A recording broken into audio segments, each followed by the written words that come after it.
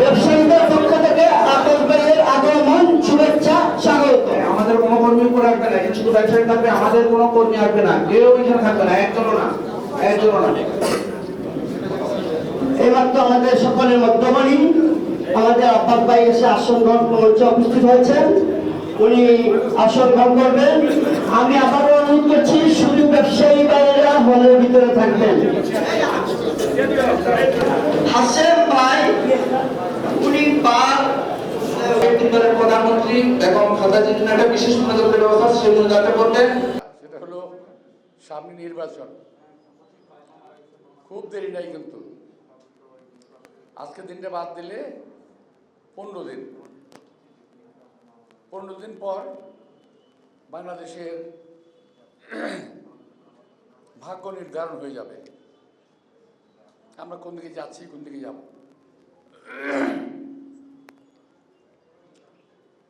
প্রিয় ভাইরা, নির্বাচনের সময় এবং শীতকালে কিছু পাখি আসে না, শীতকালের পাখি, অতিথি পাখি। তো নির্বাচনের সময় কিছু অতিথি পাখি দেখা যায়, আর নির্বাচনের পরে কাউকে দেখা যায় না। আমি নির্বাচন করেছি সর্বশেষ 2018 সালে, সবচেয়ে প্রথম নির্বাচন 91 সালে। এর মধ্যে আপনি কোন একটা সময় বলতে পারবেন যে আব্বাস সাহেবকে পাওয়া যায়নি? আব্বাস সাহেবকে কখনো দেখি নাই। হয়তো আপনাদের সঙ্গে ব্যক্তিগত হয় দেখা হয় নাই, দেখা হয়েছে রাজপথে, রাস্তায় যখন মিছিল করেছি। পুলিশ যখন আমাদেরকে লাঠিপেটা করতো, দেশনেত্রী বেগম খালেদা জিয়ার সঙ্গে যখন আমরা রাজপথে থাকতাম, মিছিল করতাম, মিটিং করতাম, আপনাদের দোকান থেকে আপনার হাত উঠিয়ে আমাদের সমর্থন জানাতেন। আবার পুলিশ পেটানোর সময় আমরা যখন আত্মগোপন করতাম, পালিয়ে যেতাম তখন কিন্তু আপনাদের এই দোকান, এই পলয়েল মার্কেট সহ পাশাপাশি মার্কেটগুলোতে আমরা আশ্রয় নিতাম।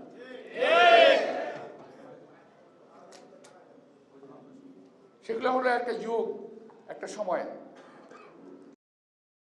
এখানে নির্বাচন করতে আসছে, তাকে কেউ বলতে পারবে যে কোনোদিন পুলিশের হাতে পিটুনি খেয়ে এই পলয়েল মার্কেট কিংবা পল্টন কিংবা আশেপাশে কোথাও বেড়াতে আসছিল তারা? কখনো আসে নাই। এখন জায়গায় জায়গায় যায় আর নানান রকম কথা বলে, মনে হয় কুৎসার রটনা ছাড়া আর কোনো কাজ ওদের নাই। আমি নির্বাচনের জন্য আসছি, নির্বাচনের কথা বলবো, ভোটের কথা বলবো, আমি আপনাদের জন্য কি করেছি সেটা বলবো, আমি কি করব আমি সেটা বলবো, তাই না ভাই? যারা নতুন আসছেন তারা বলবে যে ভাই আপনার জন্য আমি এটা করবো, করতে চাই। আমি তো এলাকার এমপি ছিলাম বহুদিন, বহুবার মন্ত্রী হয়েছি, 4 বার অন্তত মেয়র, 1 বার মেয়র, 3 বার মন্ত্রী হয়েছি। আমি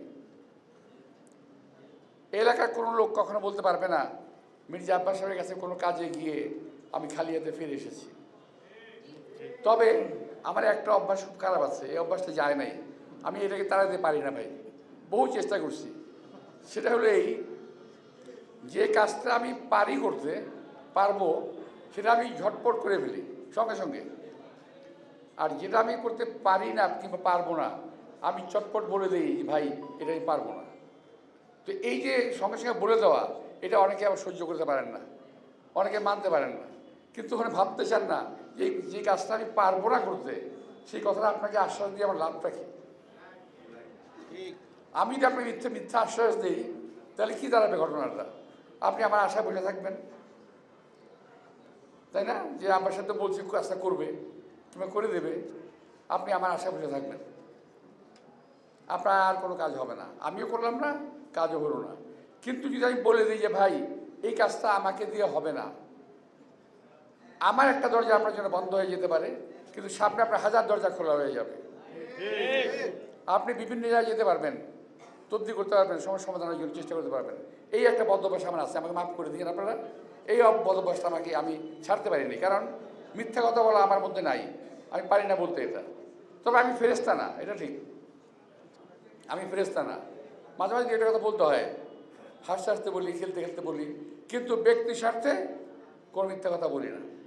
কাউকে ঠকানোর জন্য কোনো মিথ্যা কথা বলি না, কার ক্ষতি করার জন্য কোনো মিথ্যা কথা বলি না। বাস্তবতা, আমি একজন মুসলমান, ইমান মতো আমি চলতে চাই এবং চলি। এবং আজকে আমরা দেখছি এই যে এখন পত্রিকাটা ছিল আমার সামনে,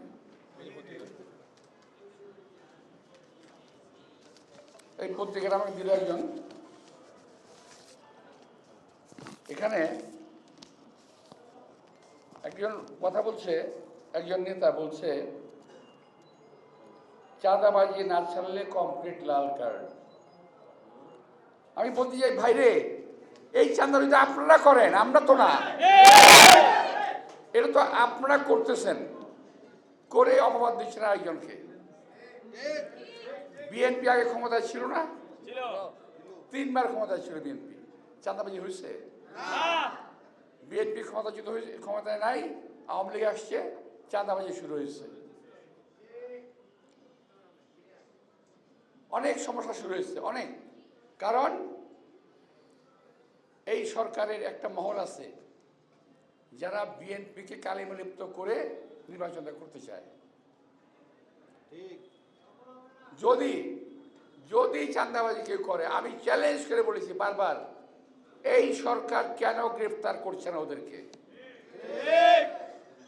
চাঁদাবাজ যেই হোক, সে চাঁদাবাজ, তাকে গ্রেফতার করতে হবে। কেন করছে না? কেন করছে না? করছে না একটাই কারণ, যে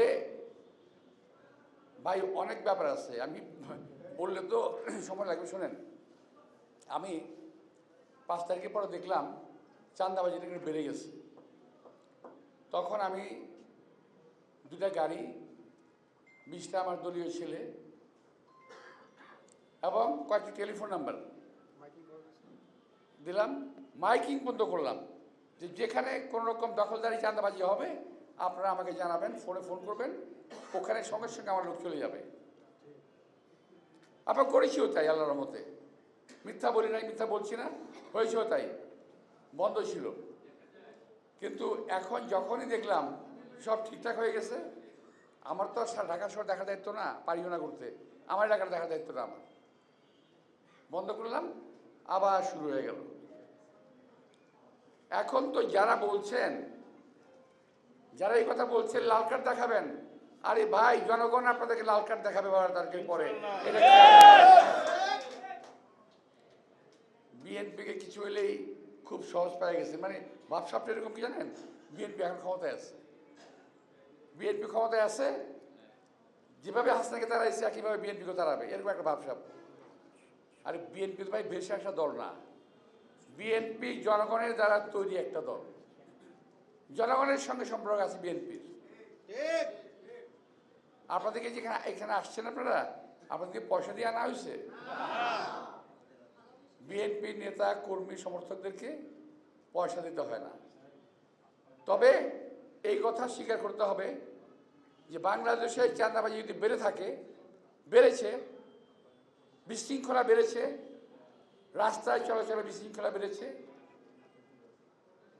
সরকার কেন বন্ধ করতেছে না? কার দোষ? সমস্ত দোষ বিএনপি ক্ষমতা নাই, বিএনপির ঘাড়ে। আরে ভাই কি পাইছেন আপনারা? কি শুরু করছেন? দেশটাকে, দেশের মানুষকে শান্তিতে থাকতে দিন। অশান্তি সৃষ্টি করার জন্য পরিকল্পনা করে এখন থেকেই শুরু করছেন যে বিএনপি যদি ক্ষমতায় আসে তাহলে বিএনপিকে দেখে নেবেন। আর কতগুলো ওই যে কী বলে না, ওই যে আপনারা দেখছেন না, ওই যে আপনাদের অনেকেই গ্রামে বাড়িঘর আছে, আপনি জানেন, পোনা আছে না, পোনা, টাকি মাছের পোনা, গজার মাছের পোনা আছে না? কিছু পোনা ছেড়ে দিছে দেশের মধ্যে, বুঝছেন? কিছু পোনা ওরা ছেড়ে দিছে। এই ছানা পোনারা কি যে শুরু করছে রে ভাই, কি যে শুরু করছে, কি যে কয়, এদের কথা ঠিক নাই, কোনো ব্যালেন্স নাই। আমি তো বলতে পারি একটা কথা, ধরেন এই যে আমি আল্লাহর রহমতে আপনাদের দোয়ায় শাহজাহানপুরে থাকি, আমার নারী নক্ষত্র আপনারা জানেন, তাই না? আমি কতটুকু ভালো এটা যেমন জানেন, কতটুকু খারাপ সেটা আপনারা জানেন। আপনাদের বিচার বিশ্লেষণ করার ক্ষমতা আল্লাহ তাআলা দিয়েছে, এবং সেই বিচার বিশ্লেষণ করতেও পারবেন আপনারা।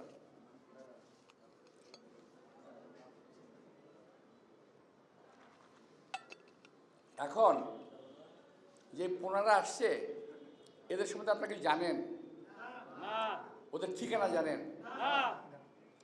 কিছু হলে তো এখন ধরেন ভালো হোক মন্দ হোক, ক্ষমতা থাকি বা না থাকি, ক্ষমতা নাই।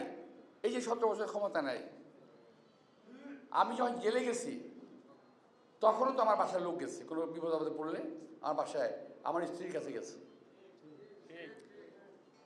সমস্যার সমাধান করতে পারুক না পারুক সে চেষ্টা করেছে।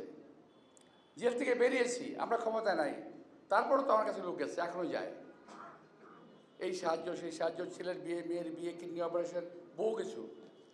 আমি আজকে বলতে চাই, যারা লম্বা লম্বা কথা বলেন এখানে নির্বাচন করতে এসে, এই এলাকার কোন লোকটাকে 1 টাকা দিয়ে সাহায্য করেছেন? কারো জানাজায় গিয়েছেন, কারো বিয়েতে গিয়েছেন? তাইলে ভাই এত লম্বা লম্বা কথা কেন বলেন? আবার বলে কি আমার এলাকা, বুঝছেন, আমার আর আসন। আরে ভাই এই কথা বলতে আমি বলতে পারি, তোমরা কেউ না, তোমরা না। তো এখন আমি বলতে পারি আমার বাড়িঘর, আমার জায়গা জমি, আমাকে কি বলে জানেন? অনেকে একজন বলতেছে আমি নাকি উদ্বাস্ত হয়ে আসছি এখানে। যে বলেন তো এটার উত্তর কি দেবো? আমি কি উত্তর দেব?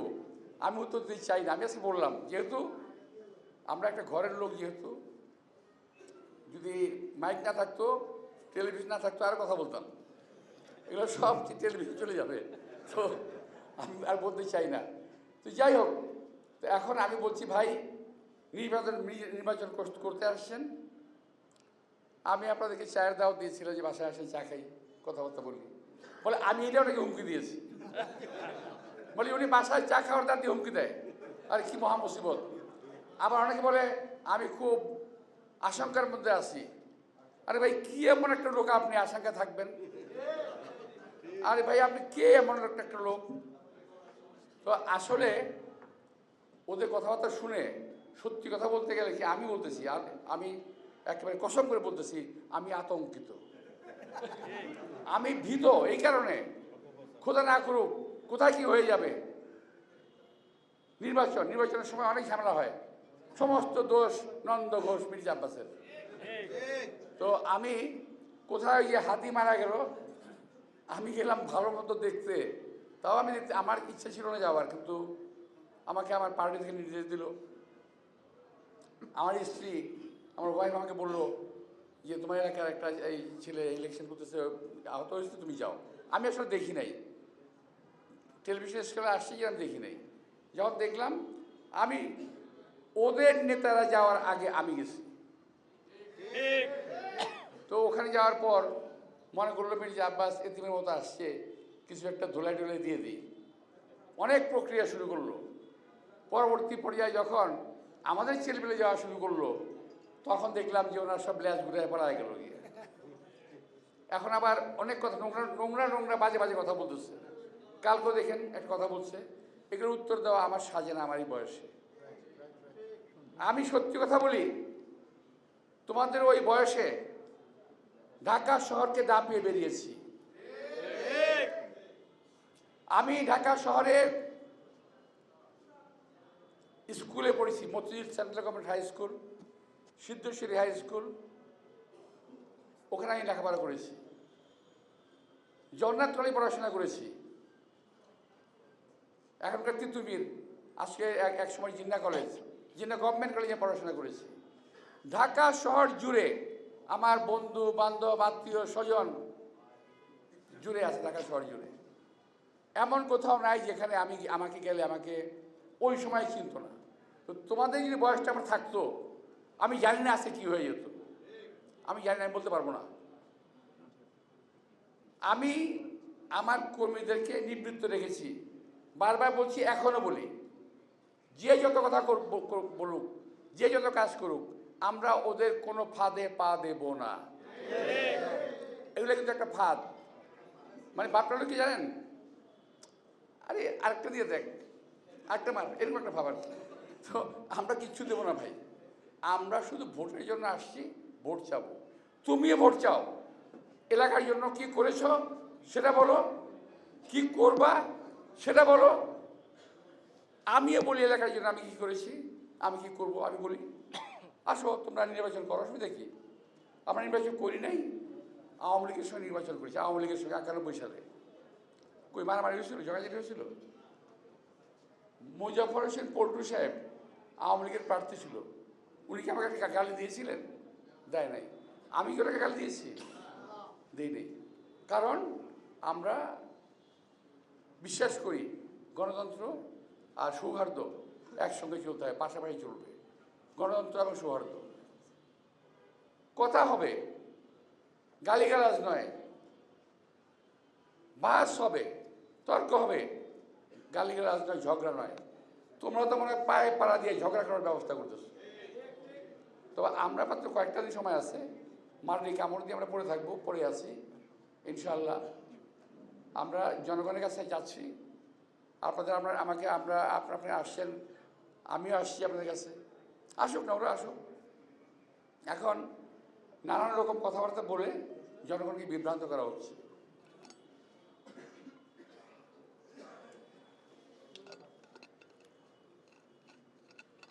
আমি ছোট্ট একটা ঘটনা বলি, বাস্তব। আমাদের এই যে নদীর বুড়িগড়ের পারে এক জায়গার নামটা হলো কি জায়গা, ওখানে আছে ওখানে আমাদের নদীর কামরাঙ্গি যোদ্ধা আরও আছে, কেরানীগঞ্জ আরও আছে, দোহার নবাবগঞ্জ, ভুলে গেছিলাম। ওখানে আমাদের একজন বাংলাদেশের একজন বড় ব্যবসায়ী, বর্তমানে বাড়ি ছিল ওনার। উনি এক সময় বলবো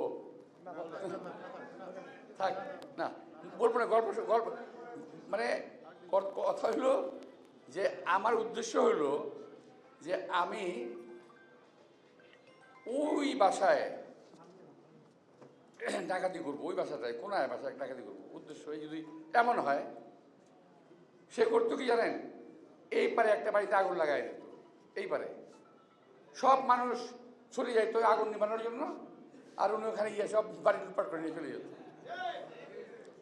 এখন আমাদের দৃষ্টিটাকে অন্যদিকে ফিরিয়ে নিয়ে দেশটাকে আপনারা কোথায় নিতে চান, এটা জনগণকে বলেন।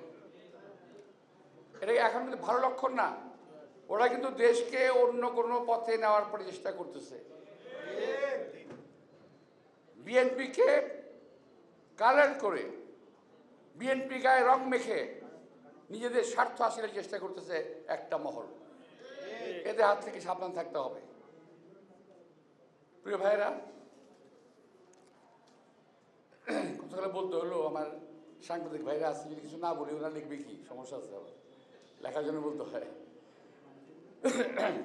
তা আমি সবাইকে বলবো, যার যার কয়েকটা দিন আছে মাত্র, জিহ্বা সংহত করুন। কারো কাপড় চোপড় করার চেষ্টা করেন না, কারণ নিজে কাপড় পরে থাকবে না।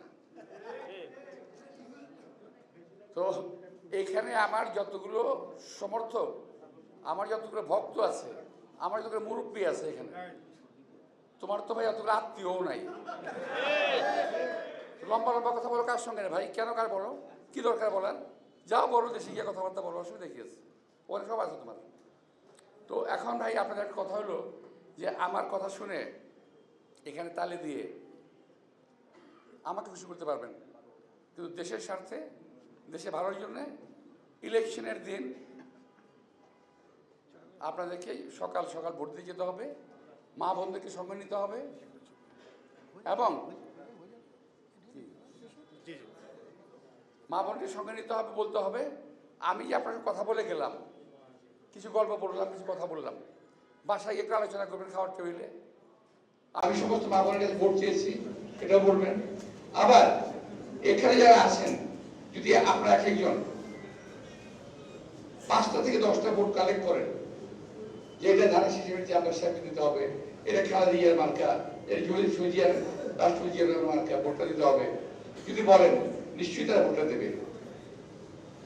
আবার কোন বাহিনীতে গিয়ে যদি বলে টেলিভিশন আছে, যাহা বলবো উল্টা পাল্টা করে দেবে সব, কোনো কথা বলা যায় না, এর মধ্যে দিয়ে কাইটে দিয়ে আগের মতো লাগা যায়। কি এই ঝামেলা মধ্যে আছি আমরা, কথা বলা যায় না। গণতন্ত্রের জন্য যুদ্ধ করলাম, কথা বলার জন্য যুদ্ধ করলাম, আর কথা বলতে পারি না। কিন্তু একটা বক্তৃতা দিচ্ছি, নবীউল্লাহ নবী, নবীউল্লাহ নবী, ঠিক আছে, একটা সে হলো আমার কর্মী, ও জেলে ছিল না, আমি জেল থেকে বেরিয়েছি, বেরোনোর পরে আমাকে একটা সম্বোধনা দেবে, ওখানে নিয়ে গেছি। তো ওখানে জেলখানায় তখন অনেক নেতা কর্মী আমাদের জেলখানায় ছিল, তখন নবীউল্লাহ নবী এরকম পাশে দাঁড়ানো, সামনে থেকে বলতেছে, আমি অনেকের কথা বললাম, অমুকে জেলে আছে, ওকে মুক্ত করতে হবে, অমুকে জেলে আছে, অমুকে জেলে আছে, মুক্ত করতে হবে। তখন বলে নবী ভাইয়ের নাম বলেন, নবী ভাইয়ের নাম বলেন। তো আমার তো আমার খুব মেজাজটা খারাপ হয়ে গেল। তাহলে আমি বললাম যে আরে ভাই, ও তো আপনার পাশে দাঁড়ানো, অন্য কেন কমু? তারপর একটা কথা বলছি, ওটা দেখবেন সমস্ত কথা গাড়ি দিয়ে ওটুকু দিচ্ছে। তো আমি আর বলতে চাই না, একদম আবার যাবো এটা। এখন এটা হলো নবীউল্লাহ নবী। তো যাই হোক, এখন কথাবার্তা এমন বড় ইয়ে, বিশেষ করে ইয়ে ছোট ছোট ফোন নিয়ে যারা আছে না, এই সবার ছোট ভাইয়েরা, এক আপনার তারা করে বেশি, বুঝছেন? আমি কোথায় পায়ের উপরে পা ধরে বসে রয়েছি, সেটাও শুনে দিয়েছি। আজ বলেন, আমি তো আমার তো নামাজ পড়তে একটু সমস্যা হয়, হাঁটুতে ব্যথা আছে, চেয়ারে বসে নামাজ পড়ি, কোনো গিয়ে চেয়ারে বসে রয়েছি, পাশে মুয়াজ্জিন সাহেব বসে আছে, নিচে বসে আছে, সেটা ছবি তুলে দিয়ে দিছে, দিয়ে আবার কথাবার্তা লিখে দিছে, কি করছে না করছে। ভাই কি একটা মুসিবতের মধ্যে আছে, মানে ইলেকশন দাঁড়াইলে এটা বলতে বাপ মায়ের ওই কি বলে ওই যে বিয়ের দিন তারিখ করতে পারি আপনার ইলেকশন দাঁড়াইলে। তো যাই হোক, সব ভালো হোক, কিন্তু সত্যি কথা বলা হয়, আপনার দরকার মিথ্যার বেশি করবেন না। যে কথা বলছিলাম আমি সেটা বলি যে একজনকে ভোট আমাদের কালেক্ট করতে হবে। আপনি যদি নিশ্চিত হন যে আপনি আমাকে ভোট দিচ্ছেন কিংবা দিচ্ছেন, তাহলে তো আপনি চাইবেন যে আপনার ভোটটা সার্থক হোক। এই সার্থক করতে হলে আপনাকে আরো 10টা ভোট জোগাড় করতে হবে। তো আরেকটা বিষয় বলি, এটা আজকের জন্য কথা, আগামীকালের জন্য কথা, ইলেকশনের আগে পরে সবসময় জন্য আমার কথা থাকবে। যদি আপনাদের ব্যবসায়িক কোনো সমস্যা কোনো ব্যক্তি দল বা গোষ্ঠী করে, আমার দল হোক অন্য দল হোক, আমার দল হোক সরকারি দল হোক, যেই হোক, দয়া করে আমাকে জানাবেন, আমাকে পাশে পাবেন।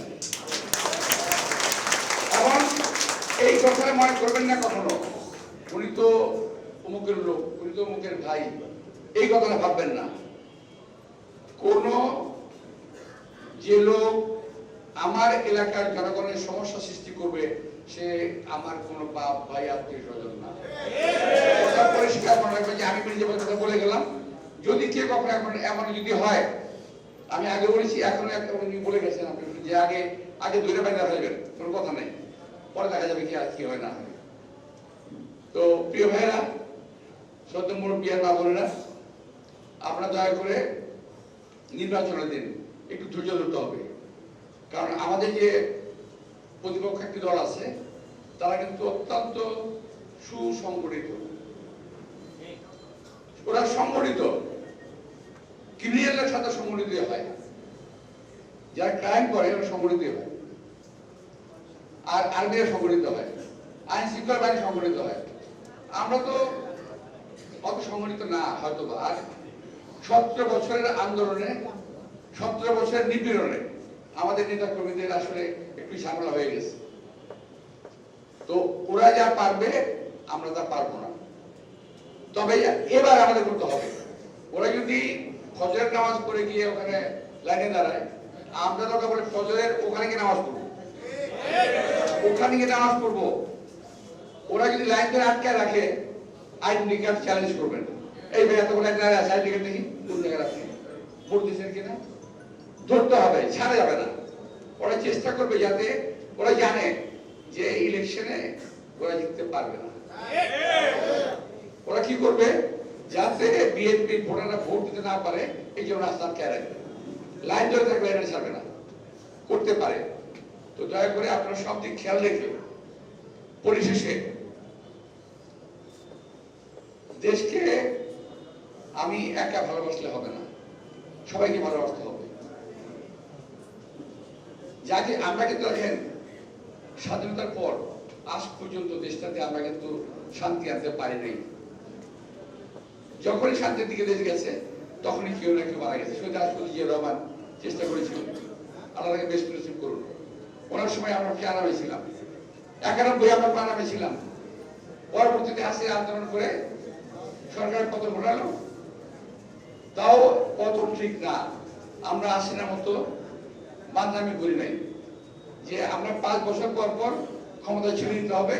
দেশনেত্রী বেগম খালেদা জিয়া আপনাদের সামনে দিয়ে গিয়ে কিন্তু ক্ষমতা ছেড়ে দিয়ে আসছিলেন, কিন্তু হাসিনা ক্ষমতা ছাড়ে নাই। তার ফলে এই 17-18 বছরে সারা দেশে একটা চরম বিশৃঙ্খলা দেখা দিচ্ছে, এটা বাস্তবতা।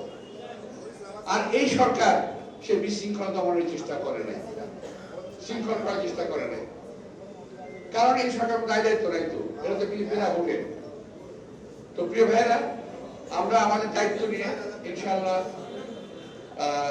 যথাসময়ে আমরা ভোট দিতে যাব এবং ধৈর্য ধরে আমরা পোলিং ভোট সেন্টারে অপেক্ষা করে ভোট দেওয়ার জন্য।